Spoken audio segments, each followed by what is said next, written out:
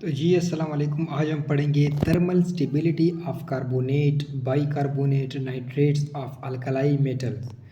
First एक group जो है, ठीक है, उसके हम कार्बोनेट नाइट्रेट बाइकार्बोनेट की हम थर्मल स्टेबिलिटी पढ़ेंगे।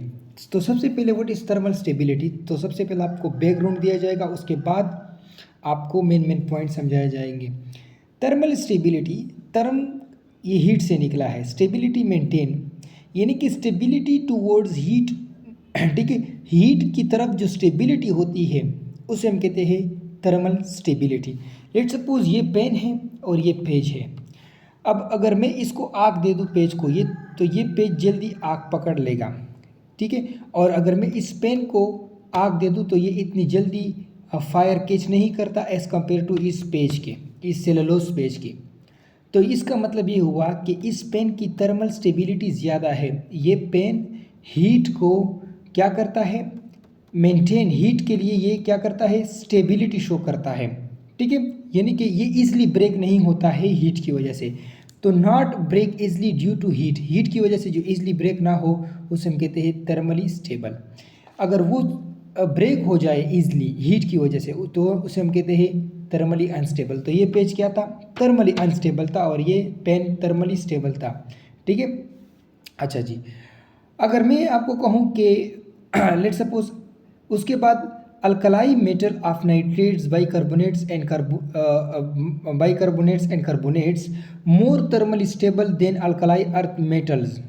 गुड, ये कहता है, मतलब ये कहता है कि आपके पास जो अल्कलाई मेटल है, मतलब फर्स्ट ए ग्रुप के जो मेटल है वो ज़्यादा थर्मली स्टेबल है देन सेकेंड ए ग्रुप अल्कलाइन अर्थ मेटल। एक अल्कलाइन मेटल होते हैं और एक होते हैं अल्कलाइन अर्थ मेटल। तो ये यही बुरी बात ये दोहराता है। तो इनके carbonate bicarbonate nitrate thermally stable है देन इससे। अब हम आते हैं व्हाट इज़ पोलराइजिंग पावर। पहले इन टर्मिनोलॉजी को समझो, उसके बाद आपको हर चीज़ समझ में आएगी।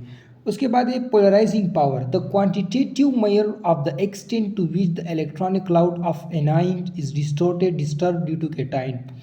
एक क्वांटिटी, एक मैग्नीट्यूड लेवल, एक मेजर होता है, एक हद होता है जिसमें इलेक्ट्रॉनिक क्लाउड ऑफ एनाइन जो जिन पर नेगेटिव चार्ज होता है, जिनका साइज़ बड़ा होता है, उसको डिस्टर्ब किया जाता है केटाइन की वजह से, जिस पर पॉजिटिव चार्ज होता है और जिसका साइज़ छोटा होता है। अगर मैं आपको दूसरी डिफिनीशन समझा दूँ तो ये काफ़ी आसान है। The ability of anion to distort या डिस्टर्ब एनदर एनाइन, वो एबिलिटी एक आयन की, यानी कि एक आयन की एबिलिटी जो दूसरे आयन को डिस्टर्ब करे, इस एबिलिटी को हम कहते हैं पोलराइजिंग पावर। अभी भी नहीं समझे तो अभी समझा देता हूँ। ये केटाइन है और ये एनाइन है। अच्छा, ये केटाइन की एबिलिटी कि वो एनाइन को डिस्टर्ब करे, इसको हम कहते हैं पोलराइजिंग पावर। अभी भी नहीं समझे फिर समझा लेता हूँ। ये आपके पास केटाइन है, मैंने कहा केटाइन स्मॉल साइज़ होता है और एनाइन ये लार्ज साइज़ होता है। एनाइन में नेगेटिव चार्जेस है और केटाइन में पॉजिटिव चार्जेस है।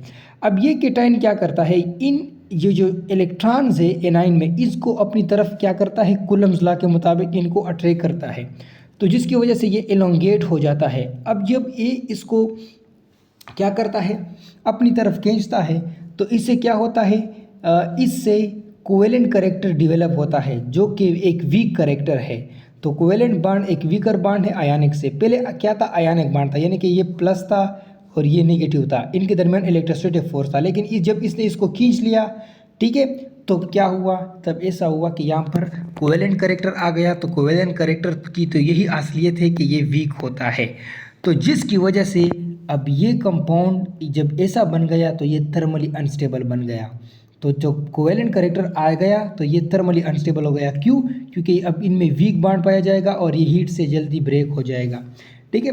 अच्छा, अब कितने हद तक ये केटाइन जो एनाइन के इलेक्ट्रॉन होते हैं, यानी केटाइन एनाइन इलेक्ट्रॉन को कितनी हद तक खींचता है, तो ये डिपेंड करता है चार्ज ऑफ एनाइन केटाइन पर, ठीक है। किस चीज़ पर डिपेंड करता है, चार्ज ऑफ केटाइन पर। लेट सपोज सबसे पहले समझ लेते हैं charge density, charge to size ratio, यानी कि चार्ज क्या है, कूलम चार्ज क्या है